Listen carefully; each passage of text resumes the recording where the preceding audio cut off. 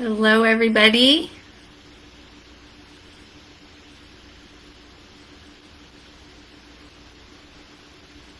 There we go. Okay. Back again. Here we are, Thursday, week 2 of our Peace of Mind Summer Challenge. For those of you who are just tuning in or don't know what this is about, I created a caregiver template for being able to express everything that's always running around in my head and keeping me up at night. And, we as caregivers do so much. And as a way to be able to get that out of our head onto paper, simplify things, and also it actually helps in the present. It helps change things as you start to write things down and you realize how maybe complicated you made something seem, or you realize how much you were doing by yourself. It actually does start to change the present. The concept behind the P.O.M, the peace of mind, is really about the future. It's about those worries we all have because we carry so much, as who's going to carry that load after us. But it can't be just one person. As you know, just having you do it is a really hard journey. So this is about adding people and getting it just so that you feel less pressure, some weight off your shoulders. So the caregiver template, I have shared a link several times on the Facebook page here. If you can't find it, just message and I'll send it to you. You can make a copy, edit it, do what you want with it. It's yours to use. I hope it's helpful in some way. I use the Google Docs because it's just so easy to share with other people, and you can share just as a viewer so no one else can edit it, but they can view it. You can lock pages, password protect things. It gives you some pretty much features without having to have another app and another thing that you're trying to manage. A lot of us already use Google, so but hey. So hi Julie, thanks for saying hi, thanks for tuning in. And so this week, I had mentioned last week that this was my favorite topic of the caregiver template, because this is kind of what started me on this whole peace of mind journey in the first place. But let's just do a recap from last week. Last week we talked about the first 2 tabs in the template, which covered just your basic profile information, and then having a narrative, telling the stories, sharing memories, having a link to photographs. I really put these tabs and the one today, the P.O.M Squad tab, up front in this list because the caregiving part, as far as feeding, changing, all those routine things, are a lot more mechanical, a lot less about the person. And we also want to put a ton of emphasis, most of the emphasis, on our kids and whoever we're caregiving for. These, they're people, they're beautiful, they're wonderful, they've had great experiences. They want to share. Even if they can't verbalize, they want someone to recognize what they've done in the past. Remember a fun trip they took. Remember a student that made them laugh a lot in one of their classes. Just jot little things down. It really helps. One of the first things that really motivated me to think about things that way was a little Reader's Digest article I was reading about a college graduate or a college student who was looking for a project. And her grandfather was in a nursing home. So she decided to put together a little book about his memories and who he was, and photos and their family. And she made a simple little booklet and hung it up in his room for anyone who was coming in to caregive for him to read through. And she said it really changed how the caregivers interacted with him. And so she started doing it for other families. And pretty soon everybody was wanting one of these books. And the nursing home said, can you just create these for all of our new patients, our residents? And I remember one story stood out. There was a gentleman who every time any sort of alarm went off in the dining hall, he would get up and run. And they could not figure it out. But once this girl made his little booklet, it turned out he had been a volunteer firefighter at one point in his life. And that is what he did. He's trying to run, get to the truck, get on, like, let's get to the fire. And once they knew that, it just changed so much. So let's really focus on sharing.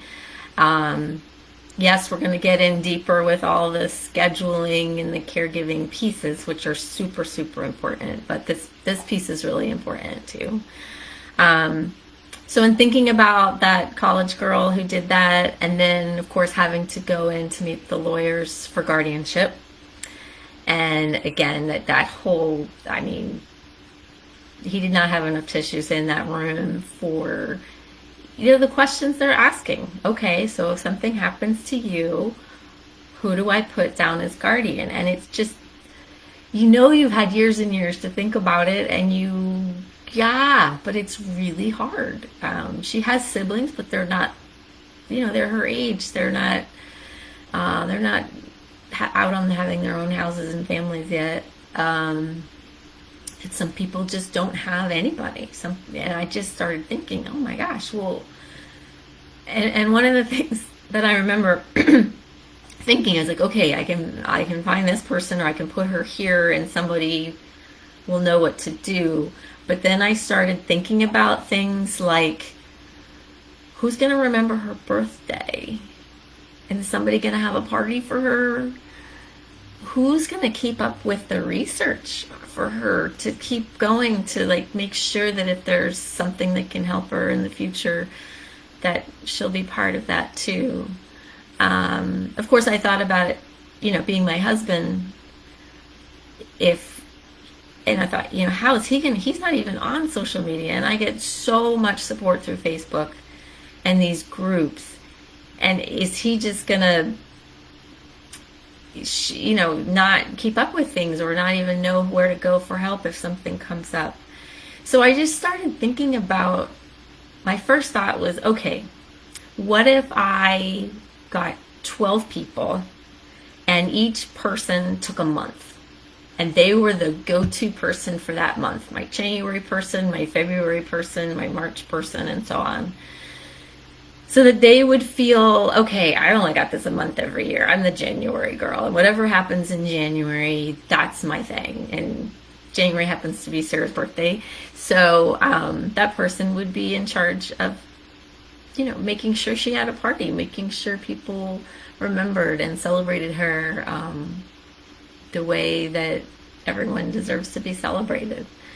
So I started thinking about that. I'm like, okay, maybe can I come up with 12 people? And then like, I don't know, well, maybe I could come up with 4 people, and they could each do a quarter. They would be January, February, March. So really, just whatever I'm talking, again, this is just the thoughts running through my head. I hope it just triggers thoughts for you, that it gives you something that fits into your situation. I know everyone's situations are so vastly different as far as what kind of supports you have, where you live, just everything. But maybe this will trigger something that will help you think about who could be on this squad of people that aren't there doing the day-to-day care and the medications and the feedings and the overnight stays, or whatever the other planning that we're going to have to think about. But the person stuff, who's going to keep up with some of those things? So I made some lists out on that template that we can go through. But I really want you to just be thinking about that more people is a stronger system. Just trying to figure out that one person to put on the legal document who's going to be guardian, that's a step. But that person is going to need help. And imagine if you could say, okay, to this person, I need you to take over for me if something happens to me. And here is this list of 4 people, 15 people, 20 people, whatever you want to come up with. And here's their numbers. And they've already said they would step in and do this. I think that guardian person would be thrilled, and I know that your child, the person you're caregiving for, will feel just so loved, to make sure all these people coming and going through their life. And these people don't need to live near you. With social media and everything, you can have somebody across the world be the one that's following maybe the research page to keep you up to date, the person up to date on things. So think locally, think globally, sky's the limit. The other thing I want you to remember is this isn't legally binding. This little list, it's just a dream list. And it actually is fun. I found it really fun, and it was a way to just think about all the things I would like for Sarah beyond what I'm even able to do. So it takes it from, okay, what am I doing with her now, to, well, if I had more help, wouldn't it be really great if someone took her to get a pedicure once a month? I'm not going to be doing that in my world. I can strive towards it, but imagine that. Imagine if there was somebody who came over every Friday afternoon and just took her for a bike ride. There's so many ways you can get someone involved at a level that doesn't feel overwhelming to them. I think, at least I know in my situation, a lot of people do not know how to help. They want to help, but it's overwhelming. They might feel uncomfortable around Sarah. They don't know how to communicate with her. It's a lot. So when you can ask for a very small thing, like push her in her wheelchair around the neighborhood, take her for a drive at sunset, little things, those things become an easier ask and start to form that bond. And you'd be amazed at what people would step up to a very specific ask that they can easily work into their schedule. A tip for this. Now I know that, especially with our nonverbal people, it's hard to have other people around them because there's a trust issue. So obviously, you really got to check your gut and go with that trust issue. But one tip for this is to also, in this squad, add in a buddy. So a peer, their age, who doesn't do any of these things, but they're just there to be a friend and to be the eyes and ears, so that you've got someone else around. So that also creates a lot of peace of mind when you know that there's somebody. In our situation, we were very lucky with Sarah. She's 21 now. She has a 19-year-old sister. So there was always the 2-year-old younger person around when I had a sitter or someone come over. She would say, oh, I didn't like them very much, Mom, or they didn't really talk to Sarah, or, oh, they were great and they did this, and they could be Sarah's voice, as it's just so hard when they're nonverbal. And now, our 19-year-old's off at college. She's not around for a lot of this stuff. So I'm looking for other kids her age, in that ballpark, that, just would come over and check on things or hang out with her while someone else is here, to be at eyes and ears. So that's just a tip, just something to think about, is that you can also have people that don't fulfill any very specific role, but a very important role of being the voice. and it just another eyes and ears on things. And kids are so in tune. Wow, they're really good at picking up on who they trust and don't trust.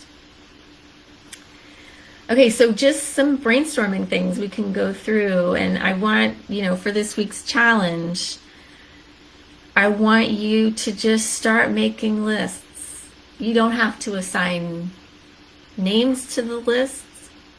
You don't have to assign lists to the names yet. Just start getting it down on this, even if it's just on paper. Use the template, don't use the template, whatever's going to help you be able to get this out of your head and start thinking about things. I just put some random things in the list to start thinking about. I broke it down into family, friends, and school. There may be some other categories you can think of, but basically those are the categories of people in Sarah's life that I would reach out to. Family, friends can be anything from your neighbors, co-workers, people at church, people if you're part of some organization outside of your community. In your community, there's people you already know. And school, we have really had good luck. Sarah's teachers, aides, therapists, they're just wonderful people, and they want to help. And a few times I've called on them to say, like one weekend we went away for our daughter to take her to college. My son stayed with Sarah, but my son, we were not comfortable. He was not comfortable with all changing her and all of that. So he did the feeding and caring for her most of the day. But one of her therapists came over to change her and clean her up and get her ready for bed. And that really, it was a great blend. And so many of her aides, and it's just, call me, have me on your emergency list. So those are people to tap into as well. But start thinking about the different things that they might enjoy. Singing, pool time, long walks, and then think about some of the things you do that your guardian that you assigned is going to need help with. I know some people prepare and freeze food. They may blend food and freeze it and prepare it for 2 weeks in advance. Well, maybe one of your friends could become that person. To come over once every 2 weeks and get all the food and blend it, prepare it, and freeze it. Or maybe it's a team of 5 people that do that together. Whatever it is, you have the opportunity to add them to your squad. Birthdays I've mentioned. I see that I have singing on here on both columns, so singing is very important to Sarah. And luckily we do have one caregiver who loves to sing. Well, I say all of her caregivers like to sing, and one has dance parties with her when she comes, and that's something we definitely would like to keep going. Guitar, all of that music things. But again, think about what they already like to do and what you're already doing, and then expand that to what you would like to do beyond what you're capable of. Sure, I would like to take her for a bike ride every day. She loves bike rides. Do I get there up there every day? Absolutely not. Put it on your list. Maybe it'll come true. Maybe you'll find someone who is looking for some exercise and they would love to just swing by, get her she has like a little wagon that attaches to the back of the bike, and they go off, and who knows? You just don't know until you start talking about it and asking about it. So what I have for you this week is your thought practice is to just keep thinking, yes, I need to add more people. Even if it's just on paper and for some future ask, I need to start thinking about how to strengthen this. I kind of think of myself maybe as a Lego block. I'm only one block. I can't build much with just one Lego block. Bring in more blocks, you can build cooler things. It's very simple. You need this. You need this today. You need this for your future. Your child, the person you're helping needs this. They need more people in their life. Not only just for the obvious, we're social, we need more people, but they bring so much to the table.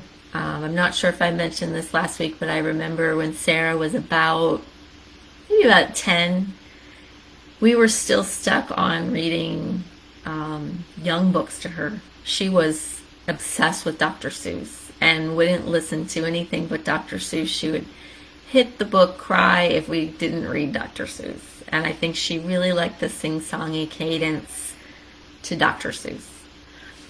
And I was trying to pull her out of that, but there are just so many battles you can fight. Though I had a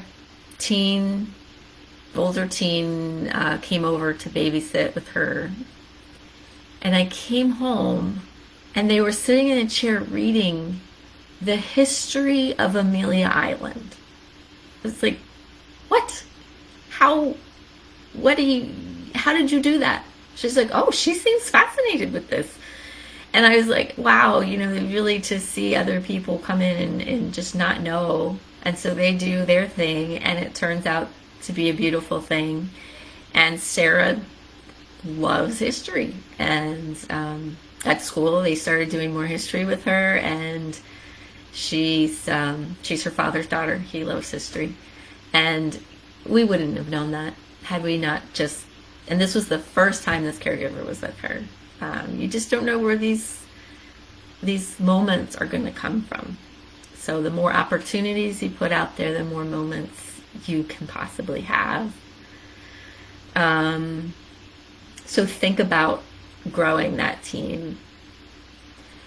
And another thing, and someone just pointed out, if you don't have family or anyone around, you might be able to buddy up with someone far away. I know when my son moved away, he started doing video readings of books to send to her. And we would put on the video and she could watch and listen to someone else read to her. So maybe if you don't have anyone locally, maybe there's someone you could find.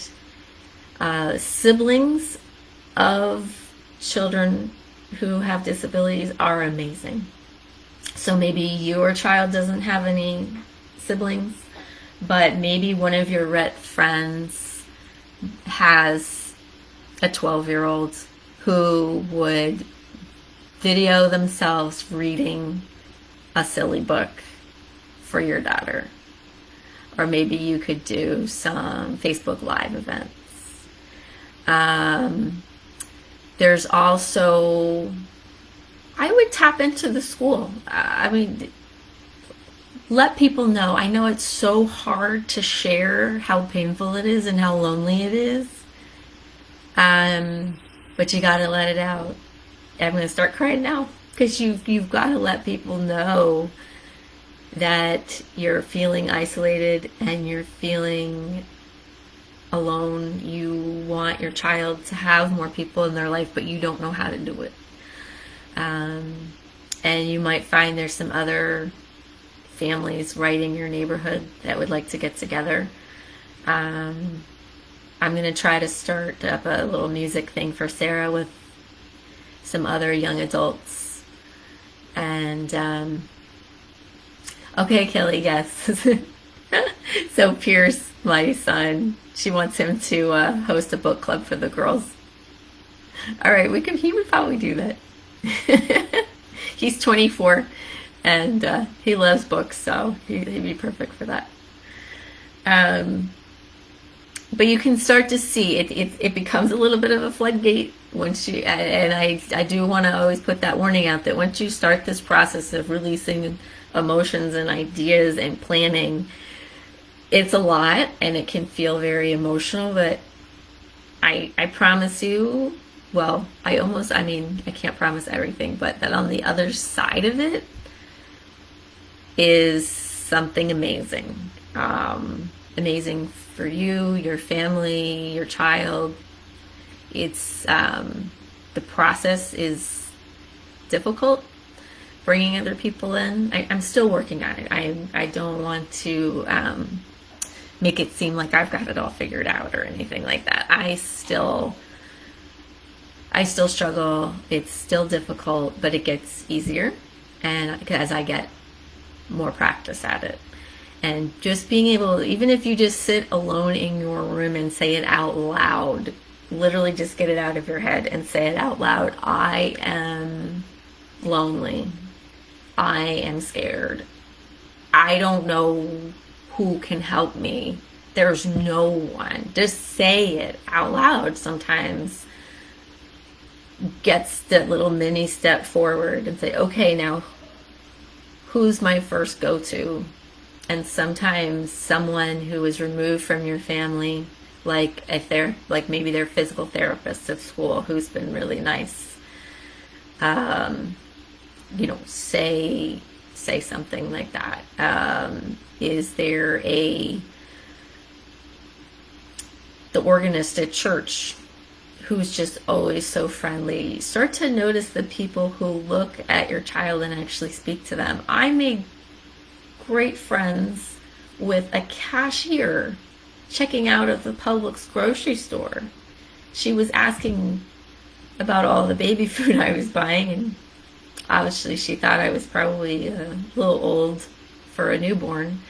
And I told her that my daughter was disabled and couldn't chew foods any longer, and we used baby food as a backup for when we couldn't blend her food. And she was so interested and so connected with, and she gave me her number, and she ended up moving away, so things didn't work out. But you'd be amazed that there are special people out there, but you have to open up and tell your story and look for that.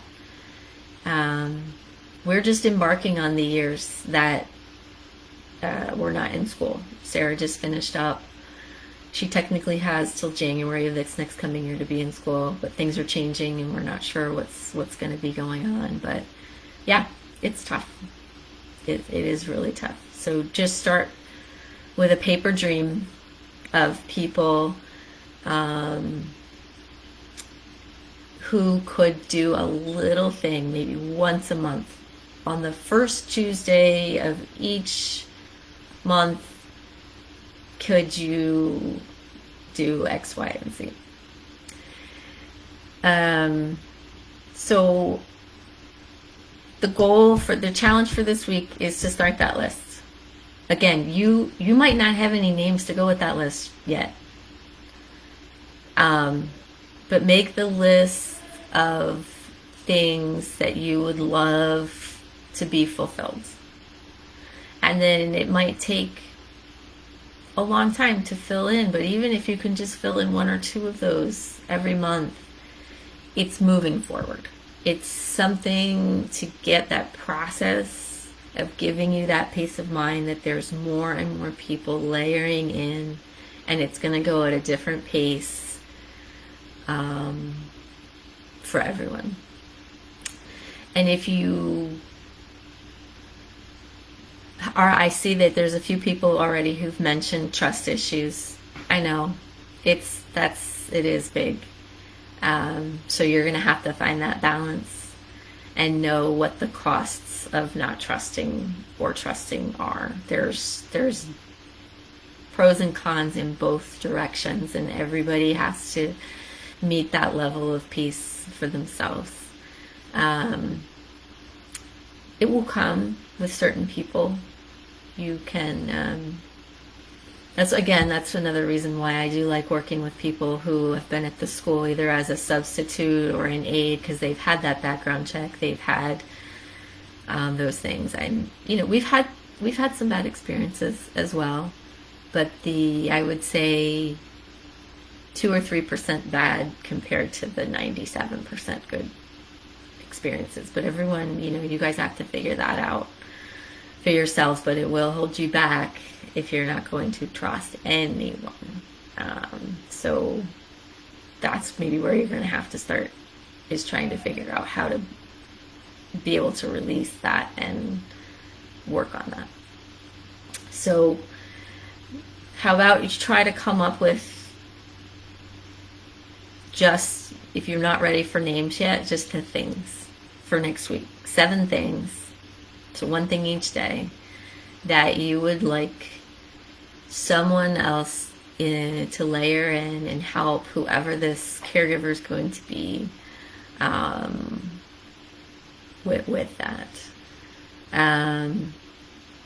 Now the big goal for this, the big huge goal, is you have at least 3 people on this list who can do some things, and you get together and you celebrate together.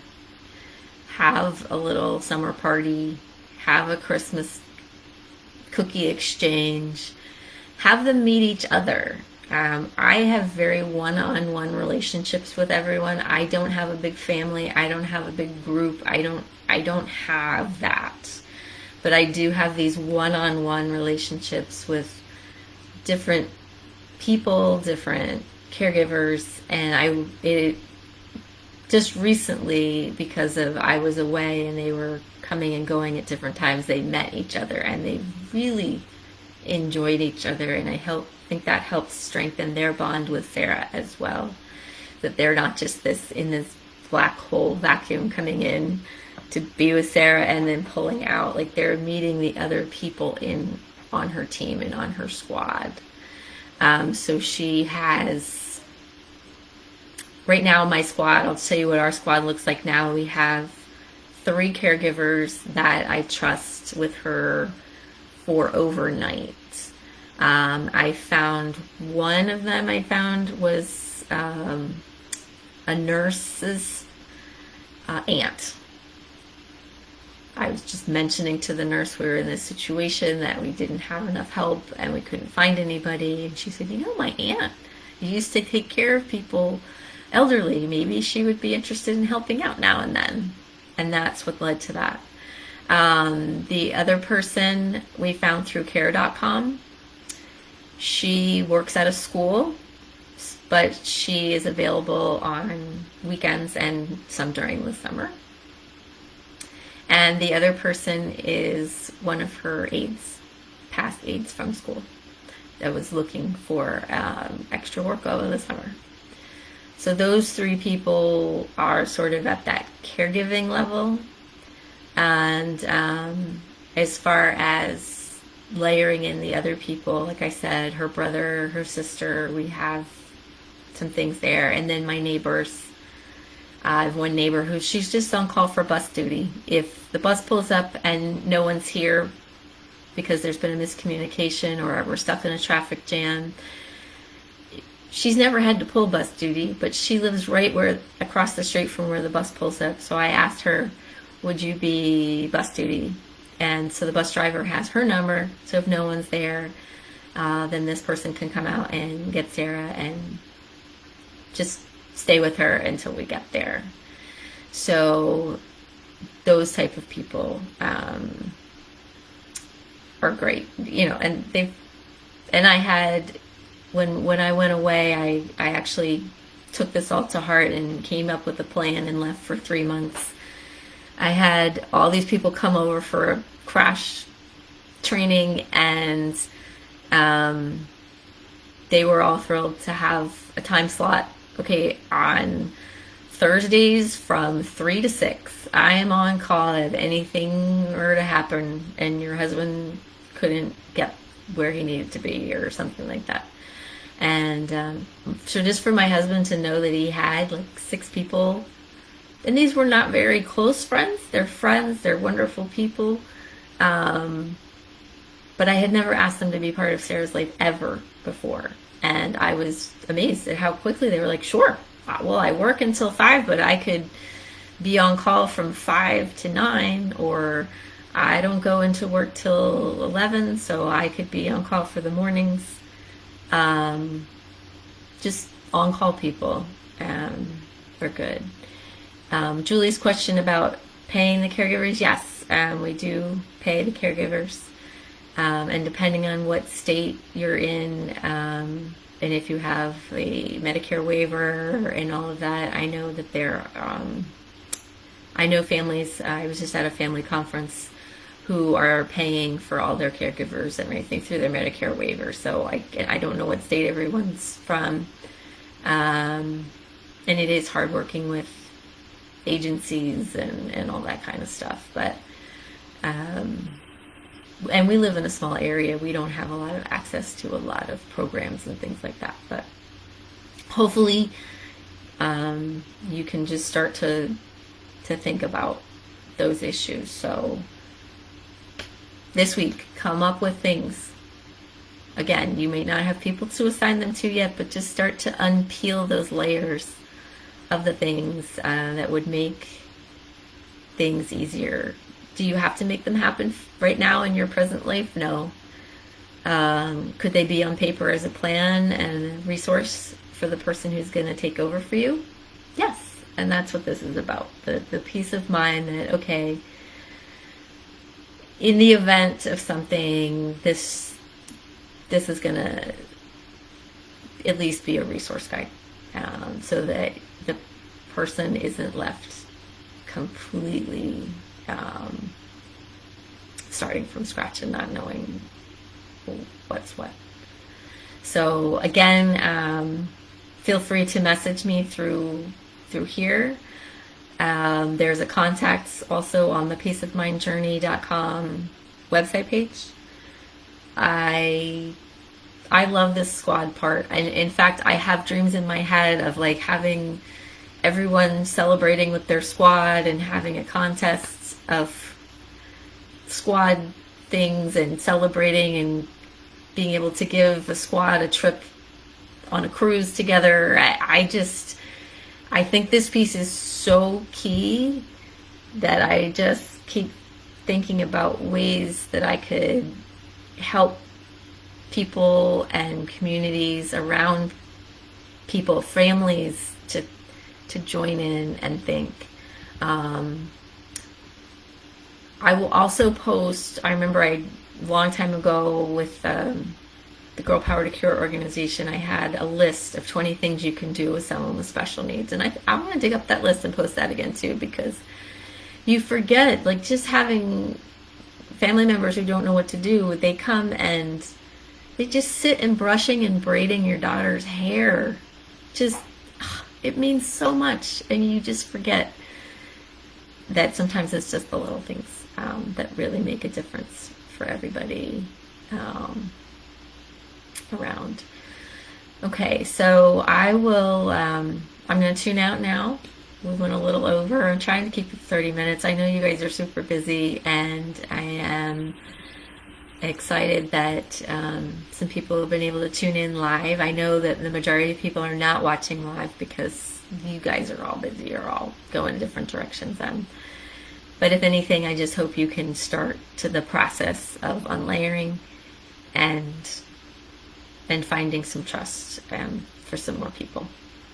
So, okay, I'll be available through chat, and I will help any way I can, and I know you guys are there for each other too. So, bye.